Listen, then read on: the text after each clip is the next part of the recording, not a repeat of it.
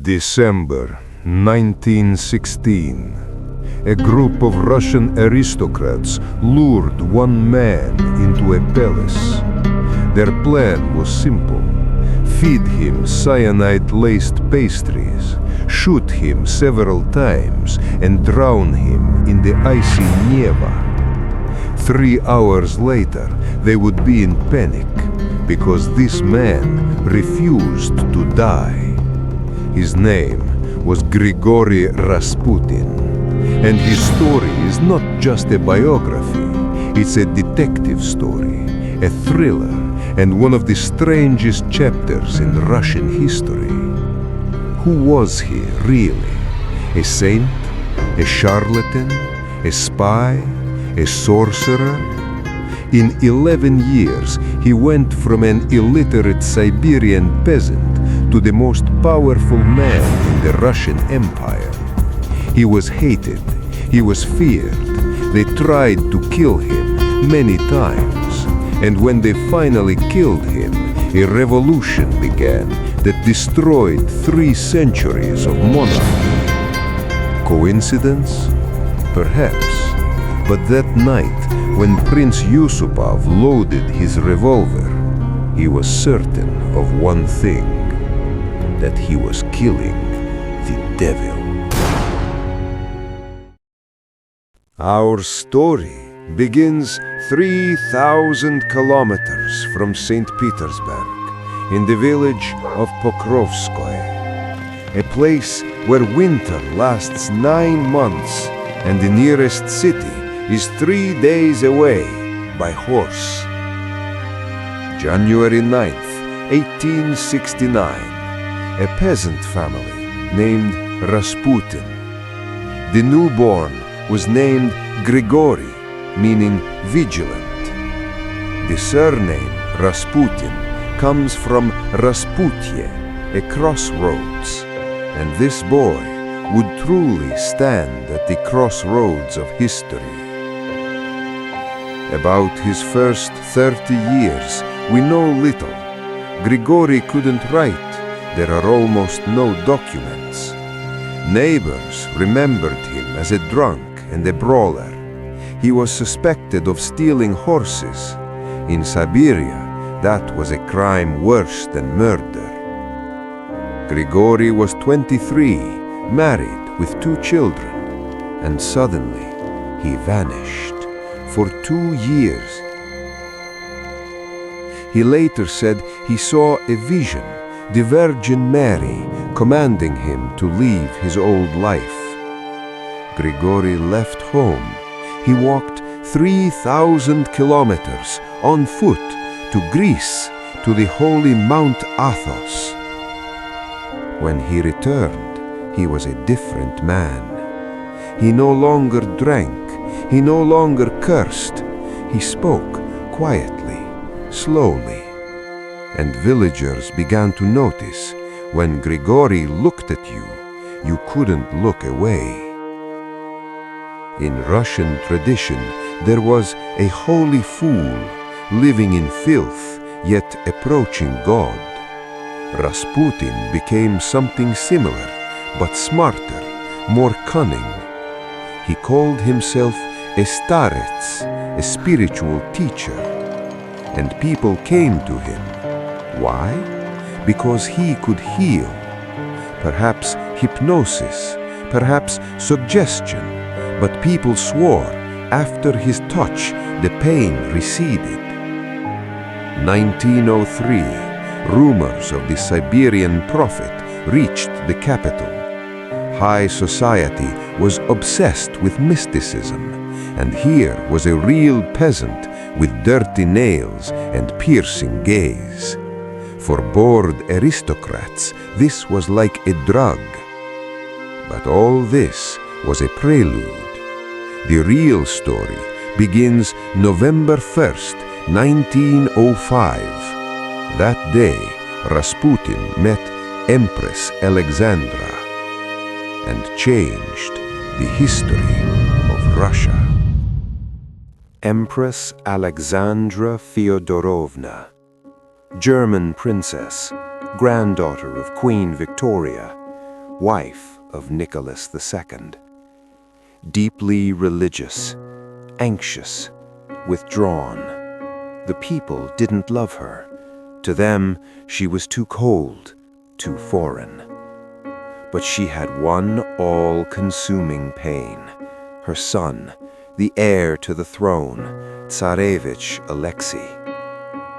Alexei was born in 1904, the long-awaited boy after 4 daughters. But within weeks, it became clear something was wrong. The slightest bruise and internal bleeding began. The blood wouldn't clot, joints swelled, the pain was inhuman. Hemophilia, a hereditary curse passed from Queen Victoria. In the early 20th century, incurable. Alexandra prayed for days, for nights. She searched for a miracle, and a miracle came. Autumn 1907, another attack, Alexei screaming in pain, doctors shrugging helplessly. Someone at court whispered, "There's a man, a starets from Siberia. They say he works miracles." Rasputin was summoned. He approached the bed, looked at the boy, placed his hand on the forehead, and began to speak, quietly, monotonously. Within minutes, Alexei fell asleep for the first time in days. By morning, the bleeding had stopped. For Alexandra, this was a sign from above. This man was God's messenger, the only one who could save her son. Modern doctors try to explain it. Hypnosis? Stress relief? The royal doctors crowded around, injecting morphine, fussing, making things worse. Rasputin did the opposite. He calmed. He suggested, "Everything will be fine, dear boy. Sleep." From this moment, Rasputin became part of the family. Secret, indispensable. Alexandra called him our friend. She asked him for advice on everything: health, politics, war, ministerial appointments. An illiterate peasant from Siberia was controlling the Russian Empire.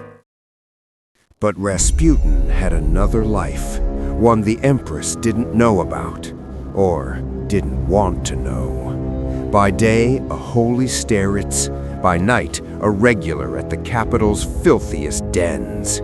He drank a lot, brawled, harassed women. He boasted, "The old woman, she can't live without me. I tell her everything, she does everything." He preached a strange doctrine, through sin to holiness. To repent, you must first sin. The police kept him under surveillance, every step recorded. March 15th, 1910.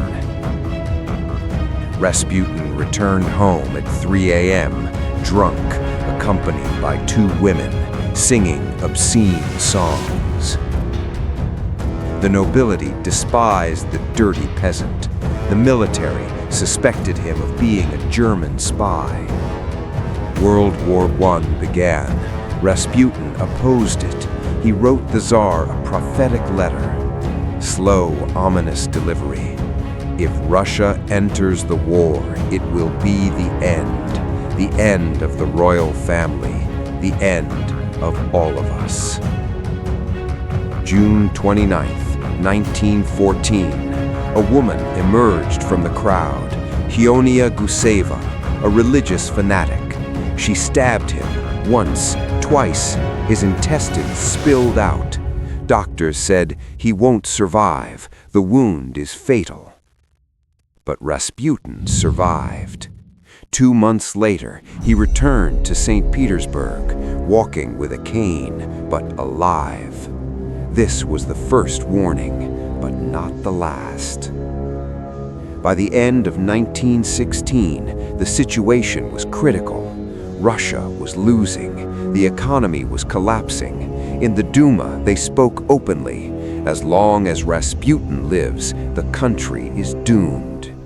A group of young aristocrats decided Rasputin must be removed. The leader, Prince Felix Yusupov, 29 years old, handsome, rich, and ready to kill. He hated Rasputin, but he pretended to be his friend, invited him over under the pretext of meeting his wife, a famous beauty. Rasputin agreed. He loved women. He loved luxury. He didn't know he was walking to his execution. Around midnight, Rasputin arrived at the palace. Yusupov led him to a basement parlor. On the table, pastries and wine, everything poisoned with cyanide, a dose sufficient to kill 5 men. Rasputin sat down, began to eat. Yusupov watched, heart pounding. Rasputin ate 1 pastry, a second, a third, drank a glass of wine, then another. Nothing happened. Rasputin smiled, chatted. He even asked for a guitar and began to sing. Yusupov panicked. The poison wasn't working. 1 hour passed, 2. Rasputin was alive, cheerful. He didn't even feel ill. Upstairs, the accomplices waited. They whispered in the dark, "What do we do?" "I'll go and shoot him." Yusupov took a revolver, descended to the basement. Rasputin was standing by the table, examining a crucifix. "Grigori Efimovich, pray before this cross." Rasputin turned. Yusupov raised the pistol, a shot. Rasputin fell. The bullet hit his chest. He collapsed on the carpet and didn't move. The conspirators came down. They checked his pulse. Nothing. Dead. They opened champagne. They celebrated. But then, Yusupov stayed alone with the corpse. He leaned down, and suddenly, Rasputin opened his eyes, wild, full of rage. He grabbed Yusupov by the throat. He stood up, roared like a beast. "Felix! Felix!" Yusupov broke free, screamed and ran. Rasputin crawled to the door. Then he stood. He ran outside into the snow, bleeding. "I'll tell everything." Fired, missed. Second shot, hit his back. Third, Rasputin fell. His body lay in the snow, blood spreading in crimson pools. They beat him with boots, bound him, wrapped him in a heavy curtain. They dragged him to a car and drove to the icy Neva River and threw him under the ice. 3 days later, they found the body. The autopsy showed water in the lungs. When they threw him in the river, he was still alive. Grigori Rasputin drowned, bound, after poison, 3 bullet wounds and a beating. 3 months after his death, the revolution began. The Tsar abdicated. A year later, the entire royal family was executed. Yusupov emigrated. To the end of his life, he remained proud of the murder. So, who was Rasputin? Saint? Fraud? Demon? The truth is, he was all of these at once. He healed and he corrupted. He prayed and he debauched. He loved the royal family and he destroyed them. He was a man of impossible contradictions, a man impossible to understand, and, as they discovered that December night, a man impossible to kill.